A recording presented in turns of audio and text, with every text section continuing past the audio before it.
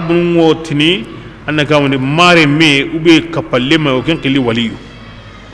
bokem pagati awtini qahirun la yajiduna li anfusihim waliyan wala nasiran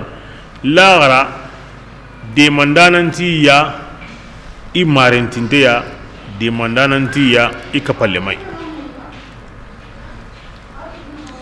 الولي قري سرين وقلة المنهمك في طاعة الله سرين بقري هنسو جمون الله خدمان دينا الله باتينا الله سغونيا الله قسن توقينا كن قوقل ولي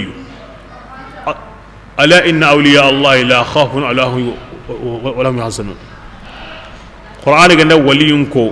أنغام من نكوس كان غني nkaga linda mgobe ngako ni kuna uwe ntatu ko suni watenyu wai anamu la yajiduna li anfusihim waliyan tinda wali kitana idura laghra annake bu mina la ke waliyu qiyani as-sahib wal qarib de mandana tintentiya ولا تنتيا كبلن تنتيا ولا تنتيا هم بيقول إدي من الله غرا كاهرين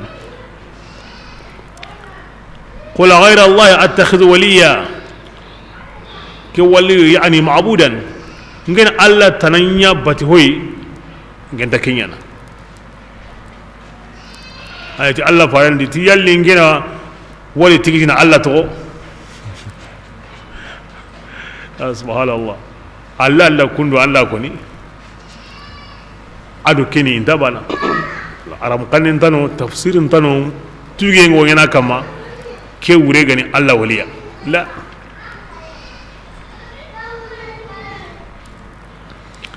qur'anu ganda waliyun ko kuma ono siki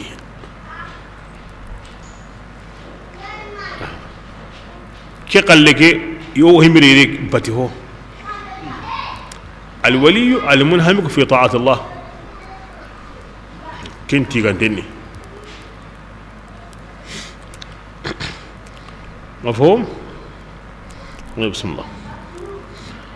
بسم الله قل يا رسول الله يا كن ندي دغني يا مولمين يو كنا أمرت إذن يا مري أن أكون نندين يا مولمين يا يمم بوهانا أو كينغا سلامه من هذه الأمة كي يوم تسلم هنا kenna nyinke ida kenya kingira aw islami kandana hillaka banari an kuntin gena borin batu kenya wo odo mena amma kanko itin kenya islami hananga agun digena borin batu awa kebe kunta mekitana de kunta mekitana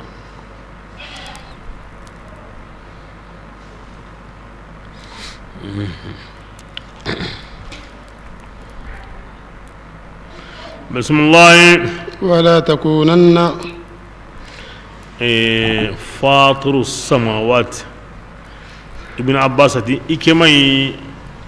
فاطر مانانتو فاطر مانا إماياتو أدو فاطر ابن عباس أتي كوتاني يقول باديانكو هلا انغجا جدن بيري بانتي أنا فطرتها إلى الله مريه جاء ودو إكيانا غريكي سوق and grema yirenga na so wangi danke mponi ila wuto kede fatu ngondi kede himbe gara joppa ina fatu samawati wal ard yani kamun maino alla na arti munyem maino alla na arti ila wuto do kenya bate yani mubdi'uhuma wa munshi'uhuma bismillah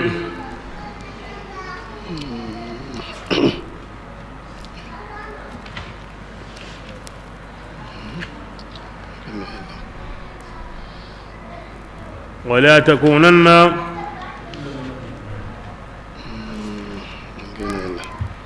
ولا تكونن تندا مولمين مغنيا من المشركين إلا كبان ولي قل يا رسول الله إنك ننتي دغني إنك مولمين إنك وكنا إنك كمان كوتا تي أتنا باتوي غدي وكنا كوتا يانغان قتي عظيم كن قرين غندي غرا كوتا يمي بي يصرف عنه إنك نيلا بكا لا غرا كوتا يانغان قتي ما يومئذ ken kotanga فقد alla la ken رأيناه kamanen pinna de وذلك ati ken kamane na الفوز anyilla baka yang angkata yemma ati ken yani taqinga almubin ken bangantingan de man yusraf al azab inda yang angkata yilla baka serebeya man yasrif ken alla ganda serebe yilla baka yang angkata yang kun karamono hillala de man yusraf al man yasrif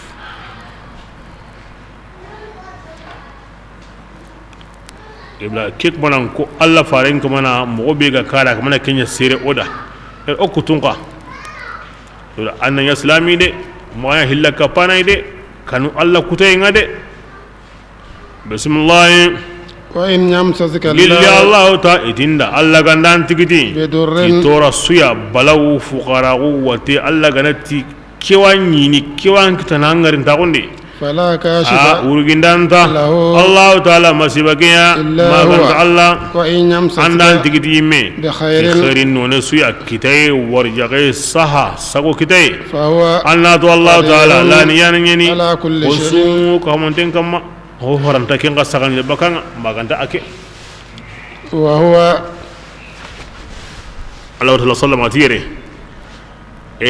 takahonsu ajinanda malika adamare men do kentana iganda kahunanti wan toro nanti hotuguna aneya alla gama an toro tai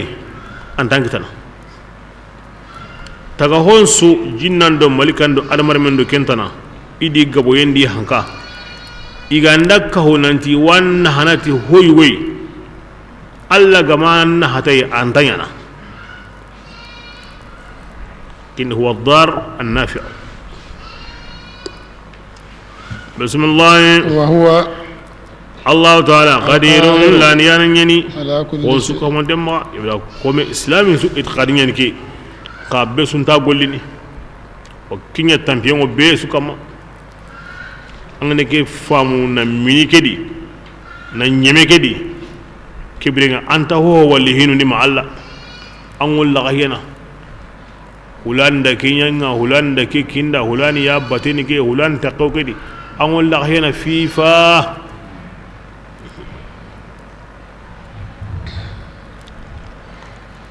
نو سريبي غنا ني مكودي باني يمن هنك بنا سلمي والله هنا بسم الله وهو الله تعالى أياني نقندنا هو هنتا كانينا فوق عباده أن نقيم كمسو كمن أسو وهو الله تعالى الحكيم أياني جمندنا الخبير أياني ينغانا أو بيسو سلانتو أو نقنتو ada honsu nyana gemundi agan siri mogobe aranya kundu قول awasi kebirenga andu shedalli oga wa tunu mogobe tankalle keni tunga basana oda haren ki kitabi gangonga kunya karantenni kunti ndantu imasaganga kebirenga sheda koyo بسم الله قل يا رسول الله ngotini dangani أي شيء kembirenga kan shedani أكبر kenga ngora sheda uya ngaga surdin kenga قل igaman jabi an ngotini dangani Allah ya ngora honsu sheda kunga kitabi gangon nanti imasaginga naam kello yana nga sheda nu sheda ken Allah ya ken Allah ni sheda nga bayini ngina wandini adan kunna وأوهي wa ida farina unya katinga ke qur'ani لأنذركم itinna ga gongo ke qur'ani ke ومن adu yemmesu بلغ aga kinye kenga qur'an makkan qur'ani ke kininga tinna ga gongo tay wa man balag aga kinye suya jinna nanga wa sere nanga wa sai sugar Allah faran kibare mugu a wajibi nan kam annan to wondi an ma to wondi lagara kota aywa an bini akbari ngama kinyanga kibanga nyime sireri wunya noko ama allam pitu ama alla faran kibaretu har ginde ogo lengi yadi akama ngana kara har banan dai asketi wa man balaq bismillah innakum ma qatun angun qa لا yalli تجحدون aha qaw shedinwa أن nanti آلهة kamane tana ma Allah ka balle ya atun kinga أخرى Allah konni bane ngina harina Qur'an na kitabin Allah ninge sheda har ginde kitabe gan ko ngati tonhe an ko ngaw shi nanti kamane tanaw kapallai wa bismillah قل an watuni dangani nge qoninta sheyina digenga de قل an watuni dangani إنما هو annama kamanunga himbi gan qabanam bati kenni kamane wahidun kamambane وإنني wanke maulamini nge barintengo gilli kamanu ya tushrikuna aga ho kapallai in Allah farenga bari himbe ya islamin su barni kenye na hoka ho allai mogodi agemuntehe بسم الله الذين يمبينوا وغلا كتابين كنكونا إيو محمد تدي إيانتي تي كنتاتو نكاري تكونا أدون أوان تكون تاتو إنتبانا الله راس الله تي واتو كبير الله خلقان تكونا الله تي واتو بسم الله كما إيواتو قوي مغمبي إيغا ويري منتو كم مغدي ويمو بينو إيغا كسار إيمن ينكينا أيوا كن يمو لا يؤمنون كن ينتطون ديني ومن يمان يم سمنيا كنغان تنيون دينتا دينا يمنا أغرا غارن غدو سو الله سريدي غرا حكه الله أرمني كي أكبل من كي sentano himbe gara junumungan khorda ken kamaninga أو كذب ما سري بيغا غاران غدو يا الله قران ايانونغا هيجانينغا لا يفلح الظالمين سري بيغا نايدو تونيا تيكو مو ndambu ya kenta khari kitana de na hokko Allah mu Allah digan kanne nanti gaarinyeni mu Allah digan kanne na wara wure himbe ga hita wure mu Allah digan kanne na hobugay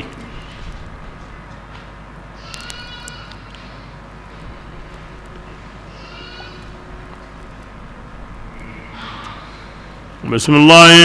ويوم يا رسول الله ينكنا كوتان سما او وتغون كباميا يسوسو كم بالله او تني يمون دغني اشراكم وكون هلكاي ا كبال من منا كبال من بينو ا غنيكم بانكابون كوني نندكوني الله كبال ما ina minna ora igar himmenu batu ara kunyi me holo krihina isa kanankauma kem palle inati awa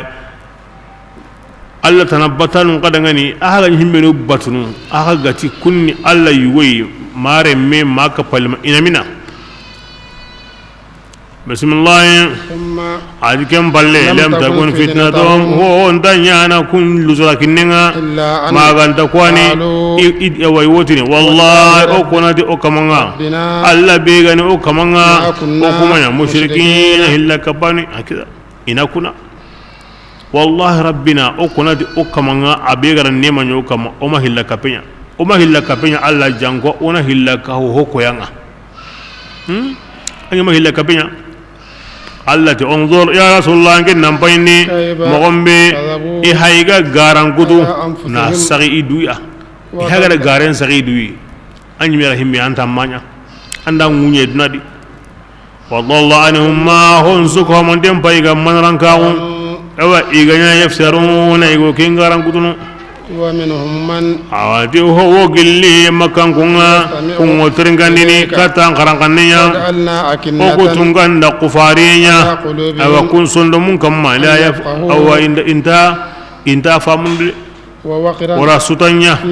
إتروندي إنتا مكودي وإن يروا ati ku yemmu ganda ngarindi ayo ayaya kebrenga kunta tongondin biha tiga ayayde hatta idha ja'uka ma inaranga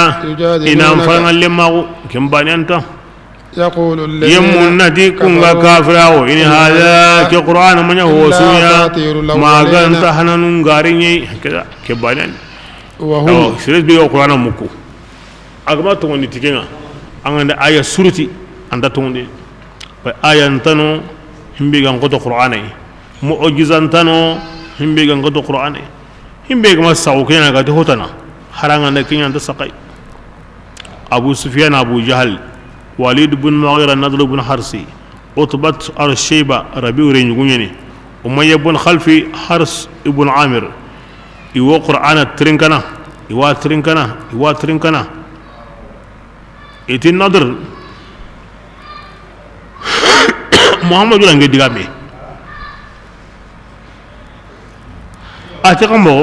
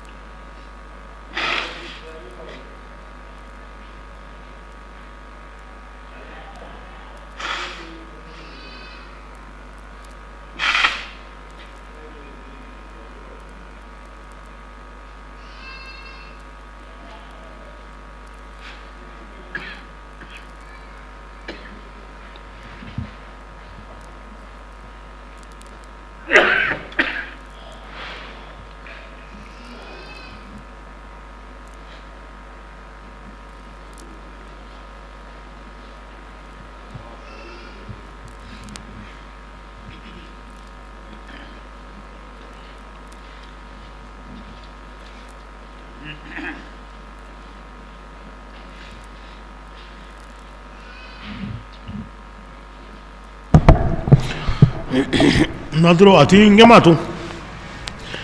maganda yagu muhammadi awi nene illa ilana adiga mugo koni gannin kun danga manu aro kunyambana nge me kitabu benu ga mango toko iqrana ga dangani aro kun sumbana mana kinyira wayasi aro kitabu ngorni aro qarawun gannin gon kibaru sa dengo himbedi andari awa qarna makan gonda abu suwanati ati tungu aran kalle kenta bana basigi muhammadu qallu ku yugonu ngi qoni ma honun tungu de abu jahal tikalla kengara oku qoni okun tasaqa muhammadu qalle suya okun kara kenan ne o kama dinan ta on sa muhammadu digame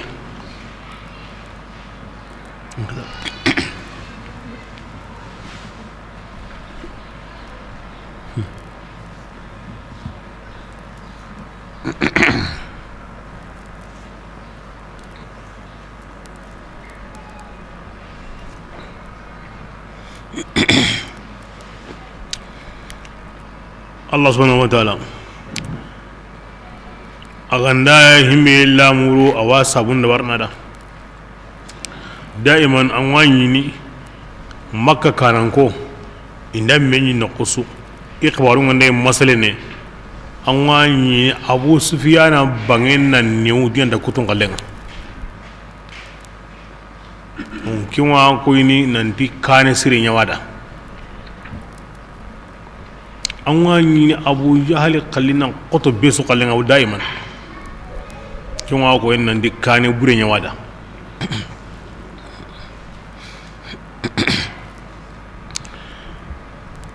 na wani ho ngana bon mo mo honnam gontame ho buri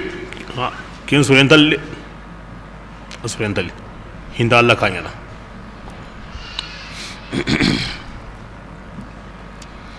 in ayalli ndi Allah fare serebe go qur'an to ngana ko ni anga mamugo an sondo men ke kufare nyene an taro ke sutun dinyani sondo darono sondo son ar sondo nyaare an anda ho koy kunga gada kitabe be ko ni malikan dalli aro kun abugundo igama sagu ambugunde kera kon deke anta bala sonida bismillah wa hum ati nan ka hoke ya makango yanhauna i wosirun kabana anhu nanti imma Allah fare mbatu wa yanhauna i me qawlatono anhu baka batu yin worno sirunda naga i me kanta kinai aronya naga wahum adi makango nga yani abu Allah fare mbawatu ne ada kisimana kadunko yanhauna i wosirun kabana anhu timma Allah fare toro kama kinye o sirenyani o akille menyani kismarenyani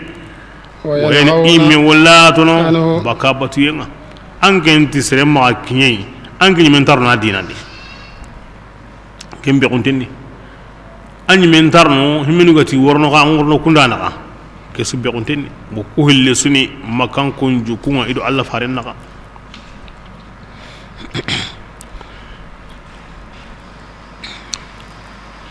أبي طالب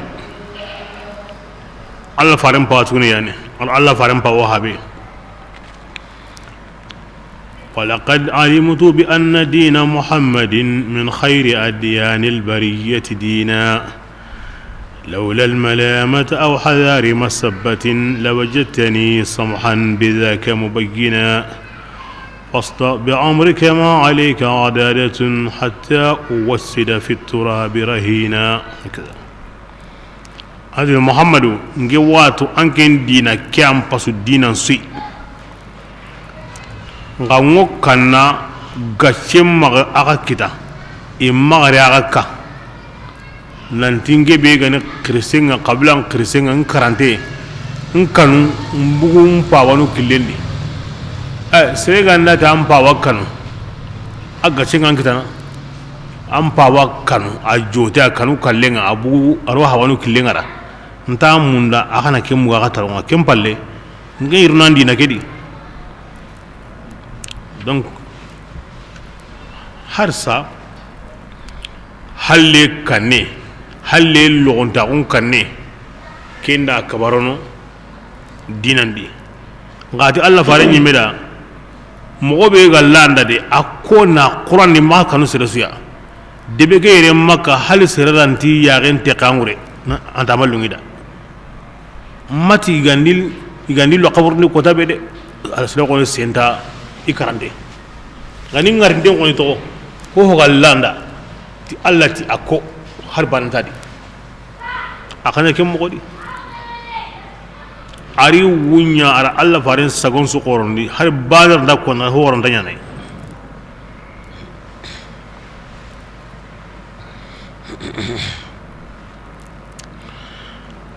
bismillah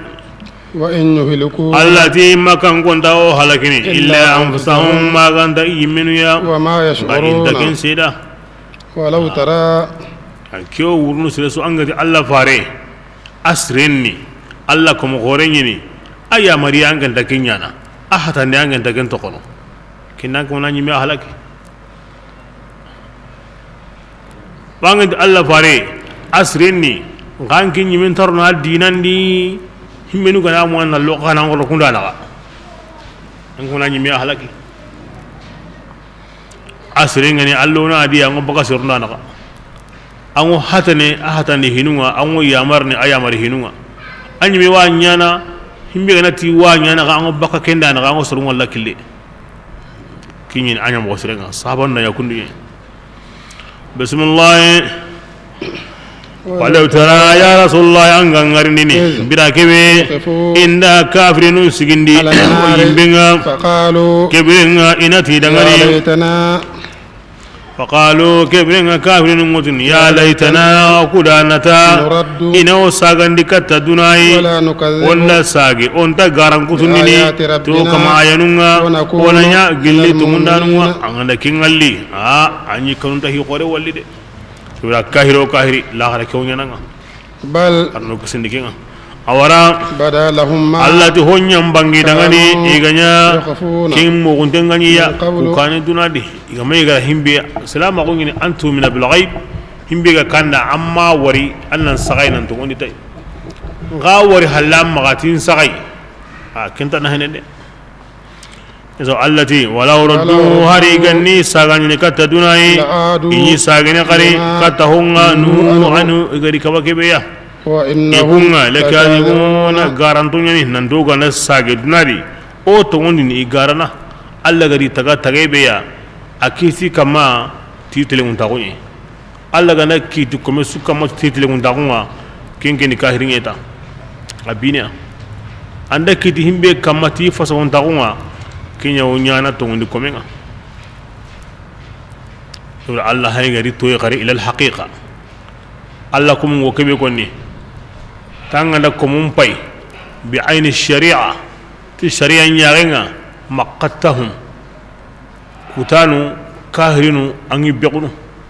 meangandi hay bi ayni al haqiqa ti haqiqa nyarenga azartahum angi luzraligana ba kendi gami ngana koni alla ko masrun qonnun joni wono kun sona mankange bo ayam pay gara kenya koni igo ho koni a aya nyawono lakinnak ma tadaita ilayhi awalan amma kandi kataya والذين جاهدوا فينا لنهدينهم سبلنا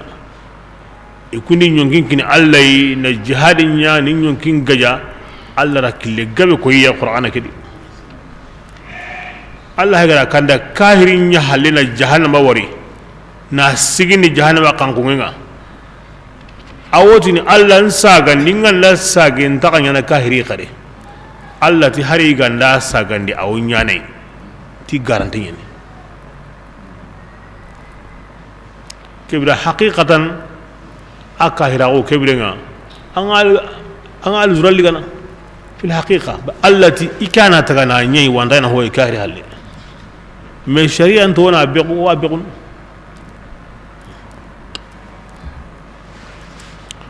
بسم الله وقالوا ونين نكرين دانون دي تينغارين تاغو منيه وسويا ما كان تاغو تاغوني كنت بينغن وهيدنا بيدي دي tanya kami Allah fare maga ti kallen ni o gama yere ken ni kallenga o wari dunari ti obre ganandi onda diga o worni qari ti ayiti ama famuya bismillah وما نحن ti o manya o go wundini qarire ti wundinde ken o gari liye be ken wundinde nga tanya kami Allah fare maga ontilla ken to gonyeni sila suma kun hina ti nyake ngundi ango ti nyake sarea wundi ndengo konni a konkon palle on anga kengi anga wundi harsa kebirenga kine ya konko kore kallem palle gilede alla workenye o kenye ni kha بسم الله ولو ترى الذي أنغنا نغرندي بلا كبي إن داون إن كرندانون سجندي على ربهم إكمانا إدو الله أني هقول والله كم بقاتين هذا كم بقاتين الله نتيدا ملك النين كما كوندين دمانيا توميوا أهاي سكي الله جوندي الله نتي كبرنا تومين وما غارين أنكرنا نغري وما كرنا نغري قالوا كم بقاتين يوتني بلى وربنا توني نقول أكونا تو كمان توني أكرا أو ندي توني تبي هاي كتوني تيو نكا عندنا حصلنا يره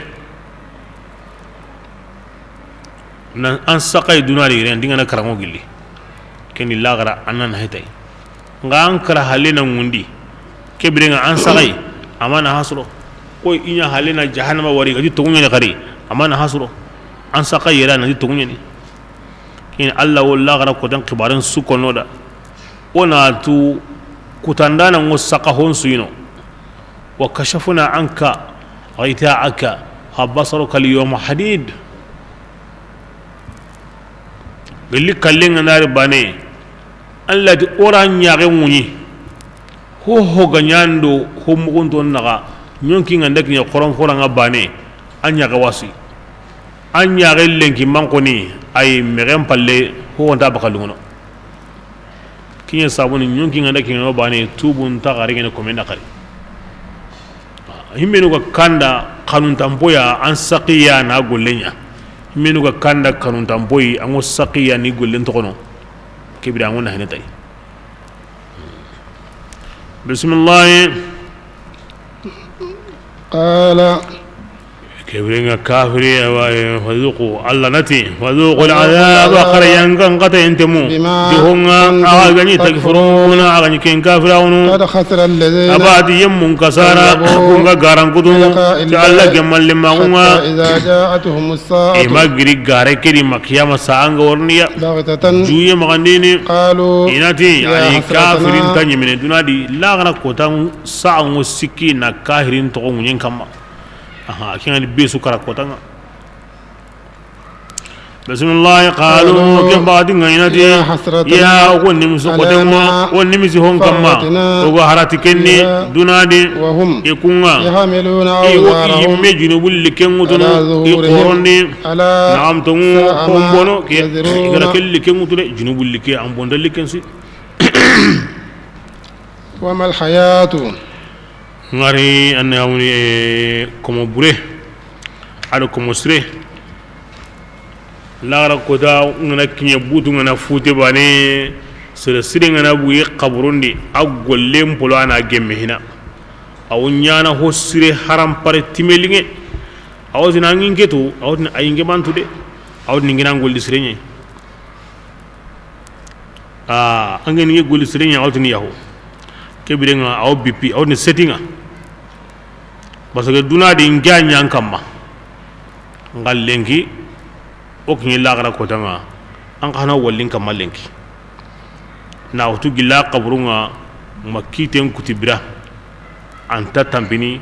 awa sunyana golle serege kama atimenna li ahram pareni awa ya gara qur'an mi gakin allah ken kono da aya ni awrni kane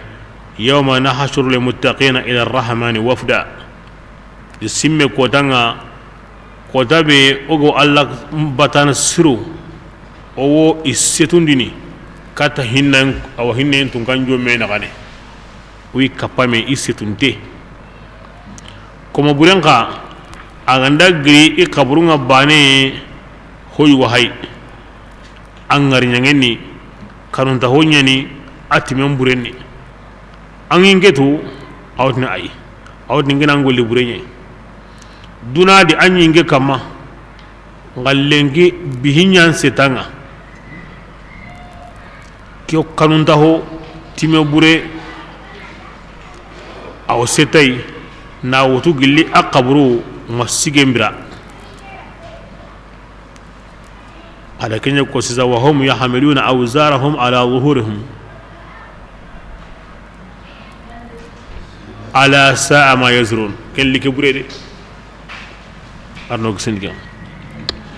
bismillah wa mal hayat allah tingali nta ko manya hosuya ken depengani nan gollenge mun duna baneya allah wodo kinye serebe gollenga ni kenga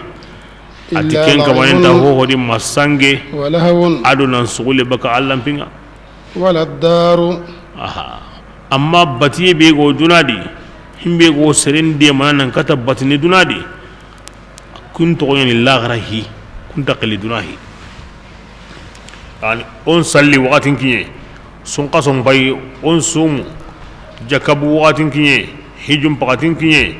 wa alla batu waqatin kinye ngurdi waqatin kinye qaram paqatin kinye ngora awa khairi nyangenga ngora se sirno mena ga ho gani golli sire inya dunali de me awni kunda tilla garampi halale mundie ngo birene mogobe halale ya aga sogonawa aga jagundinawa aga hoho nyana ni ibra mo sire munda de ken su to ngani lagara golle to golle ga hitike ya maho gaworno serundo kenya mo sire naga kenya o qilli ti dunangolle ngo alla wakuna kanda ku ngani golle ya aga nyana awornando kenaga aga wanka bana kei tanta hoho sangem palle anyi me magango sobenga mogomo agornanda allah pinya naga allah gara kita mogonya naga allah ti anto gonya sangana bismillah wala dar ati kanga ala akhirati kenga illa gara kanga kenyam pasamunda kenna yemunya dagani himenu gari du tanga hilla kapenga afala ta'qilun kibri aganta hakrene makanko ado hilla kapano ambu hilla kapendi aro himmenu bawa dunangulenga worno ido lagra naga ka kharede aga qoro mogo anyime magan sobe mogo Allah tan ansangana basana ho su gantar nin hakkinanga lagra maga toronya kinanga on kenni sangiye bismillah alina alam adi dankana o ma o ku watu tigi nanti hinjaninga yuhzinuka alladhi Muhammad Lamini hongan sunon dininde yaquluna ken ko nanda de o ku watu ba adamare me an suno hingono an yagali hingono o ku watu tigi Allah fare o himbe ko nanda wata wantoro no an wo sabarni ma Allah ga kiti mo be ko tabe o watu i woti nanda sigona hom gusa oti anna kinya ngata nyanawa o wata wantoro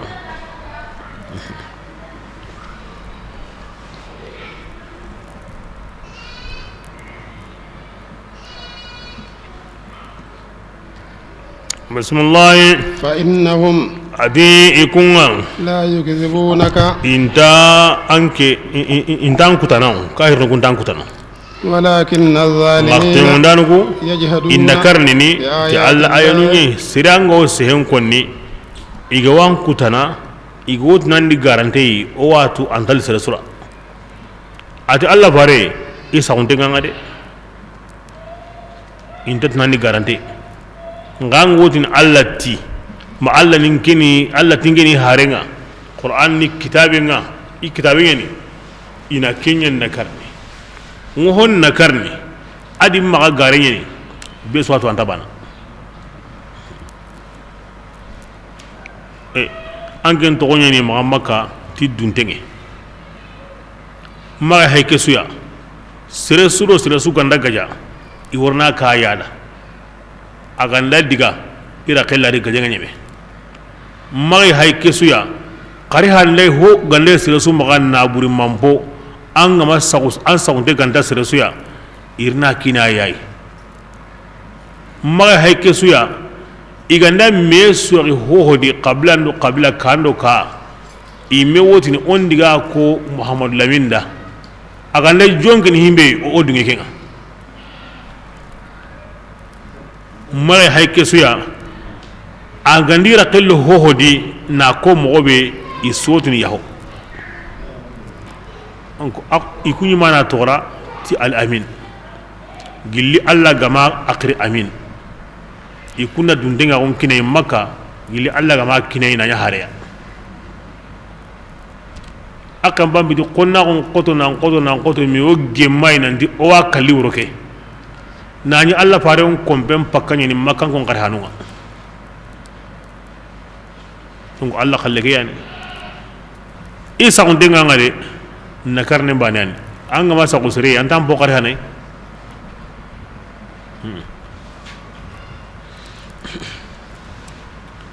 bismillah ولقد كذبت رسل ati fare ambu temura ida hari gabe garan kutu من anken قبلك kane فصبروا kun sabari على ما nan ka honga كذبوا igari garan kutu ken kamma anken kam pasukunga annan korontiya kebire ngo sabar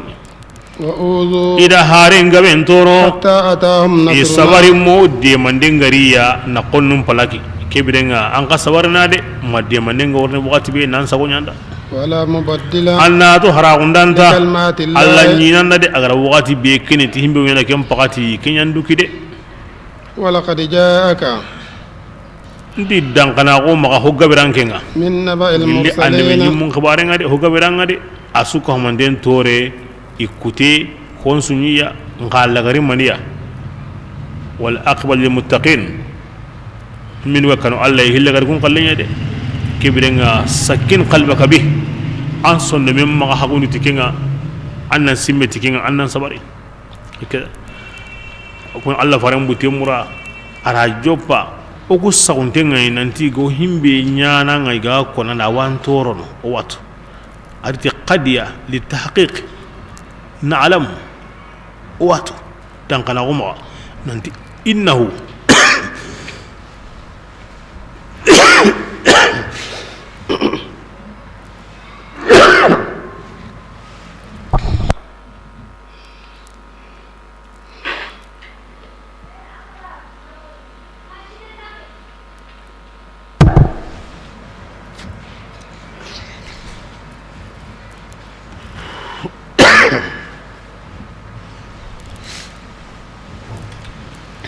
ada marami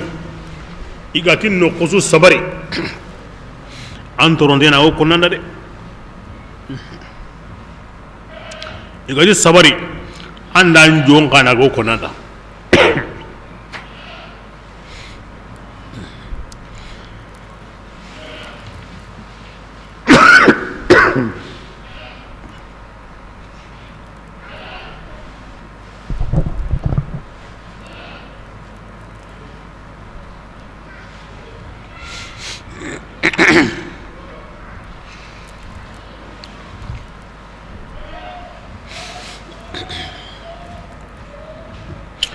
maningo qifarunda alla gara ako alla farenda ay woni maniya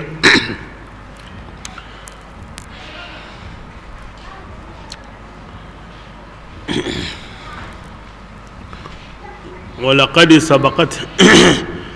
كلمتنا لعبادنا المرسلين إنهم لهم المنصورون أوراكو إذا نندنجي كيفارو نندي إيان دي من تيجي كتب الله لأغلبن أنا ورسلي على واجب دي ناكو إكدي هارو إيان يانا قلب نانوا ولا كون كبارو بينو غرانا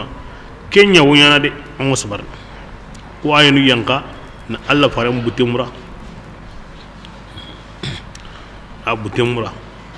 akmanan tore an sabari akan jongin dengo kata ga horun sun to wondi kengan muhalinga na ayanu kuri na butemura na sabar imari nandi na koye nandi osumbana na lokon ta on koye on Allah faran konun wa fatar mo gobe la wa kala kembe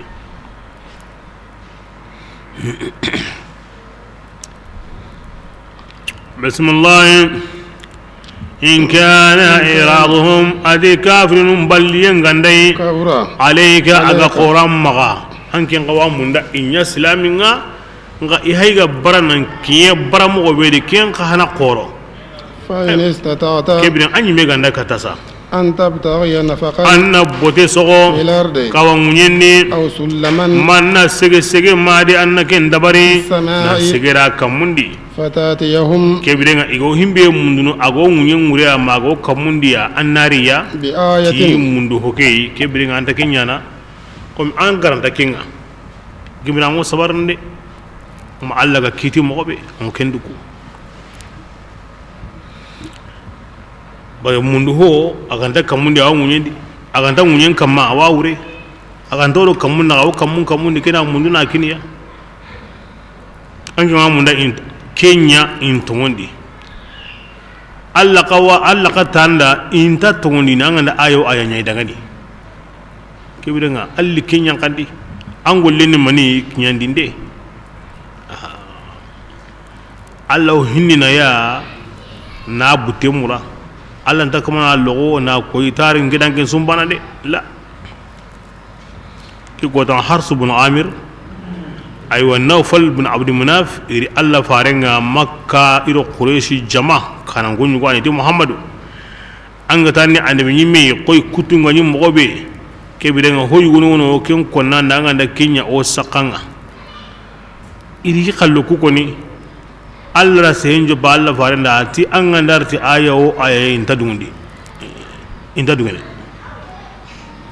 ika kama dunge alla sehenta halakinde inda barangi halakinde kanta munda na kinyangen seruma ke qoto alla faren kama na sabunya kenni sirai igandanya iwo tongondini akenga famulo kundunye inserun nan tongondi kenya linda kenya sabuni iganda ti hohonya akenga munda anya tamaye sabura itongondi ndendi Allah ayanka da hoho gandanya kuseru benu Allah gari qata inda togondi ne Allah gara himbe do kiri kungo togondi na anya har bani manya wondi ga kemmo godi honne ku ko ni ko tanda anya ho gabe ni kahiriya ayanga na yanka kunyi kalla kahiriya kem palle ho gabe togondi kundi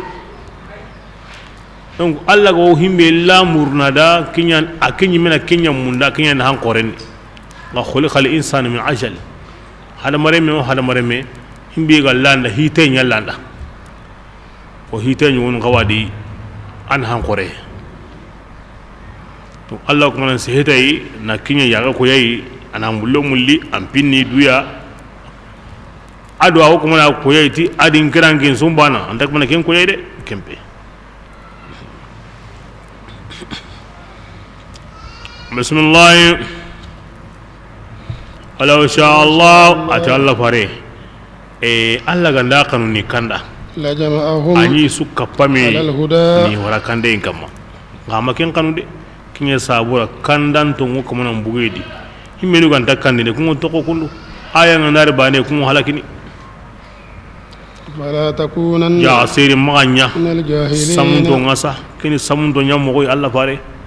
aha himbe gana gribane kinnanya aha samundo nyanta to nanti be suranta kande ni ma awa an kimme Allah to anunga tu Allah mabbesu taga kande maka bismillah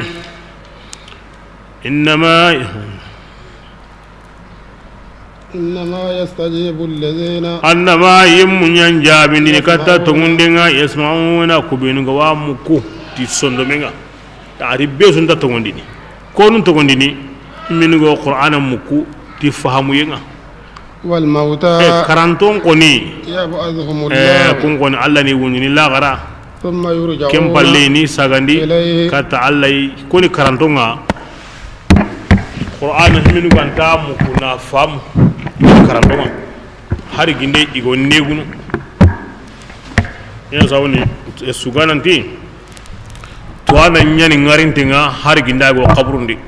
samunte nyani karantenga hari ginda go negunu ago terni tankama wala siro sire gamato ko ni Allah farenga awa qur'ana ma ken kama ni karantenye an karaduna di an karalla qara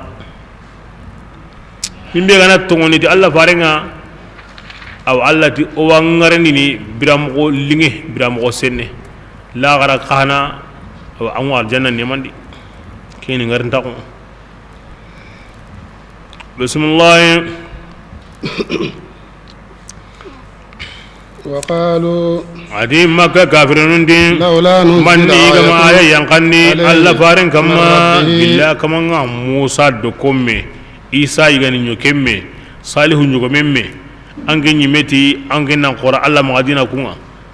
kibra mandi kemme ngantarni قل an wotini dangani إن Allah الله ta'ala la قادر niyana nyini على أن kuma gandini ينزل آية ana ayo aya yankandi ولكن kasay kun أكثرهم boga ben la لا ya'lamuna يعلمون intatu ayam palligani himbede ayam palle manano an gama dunge bane an halakiniya kinyan ayam palle de bismillah وما من amanya دابة gilli aywa hongarnde suya في الأرض aga tirene munyendi ولا amanya طائر gilli kampi osuya يطير aga kampini kampu بجناحيه nangati kampum billiya إلا أمم maganda asuni jamai ida أمثالكم kasumbana subhanallah ما فرطنا allati hukuma togondi كتاب or allah ilma woni kitabinni شيء. huwa suya wa ma huwa togono kama sadi ثم يحشرون jamballina kama يا meya ربي kata kamanga nabi su khibari nabi su baraji ki digan gore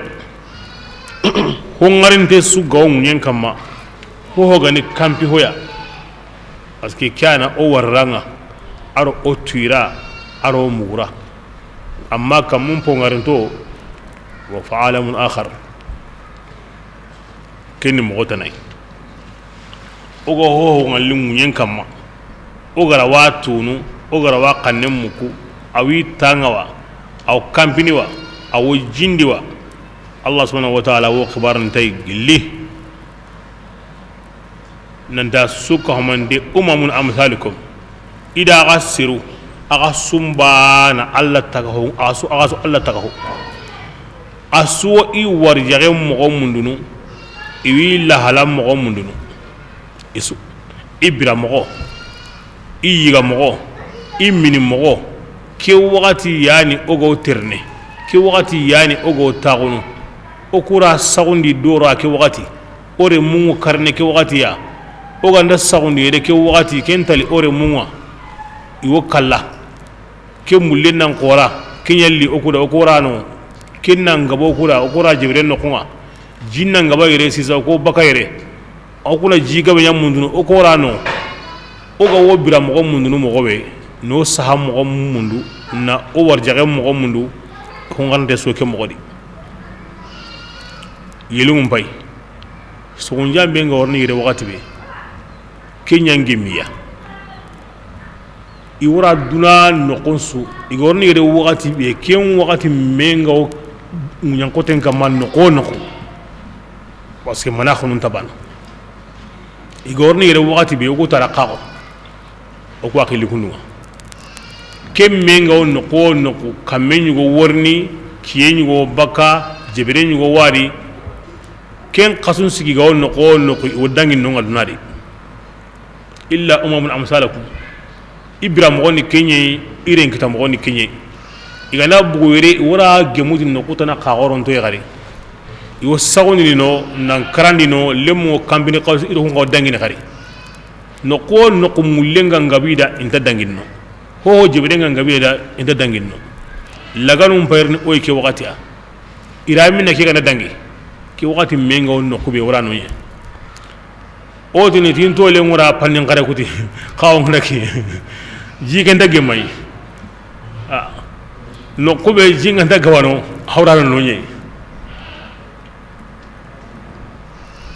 wa gundu wonso ke mogodi agundum parungo ke mogodi aturungo ke mogodi alla gaburungo ke mogodi adagenu ke mogodi igo brene mogobe wakati be nan sare wakati be mogobe alla ni tuni ni kenga wakati ngorne yilere kabugu yere awra gemuti dori nan gemuti ke wakati ya wugine njati kilometri ni illa umamun amsalukum qur'an rakini oya adu aramare mun na jaten ta gondi na sege sege wuy nyoro kam na alsine na yile sine anta gildi o sahamu no mogobe o me kitay mun no mogobe o bradu mun no mogobe allati osumbana kendi aro tuindi o qallunga mogobe de ari khatu indi qallinga kam mogobe وما فرطنا في الكتاب من شيء نكون كهاي وما هو تغنو وما بانغاندي كتاب كده وما هو تغنو لوح المحفوظ قرآن خنسو وادي خنسو بير دانغي سريلو كي قران دانغي كوندو ما بانغي نانتي جا قرآن يعني خنسي هو ما تغهم بيغان تادي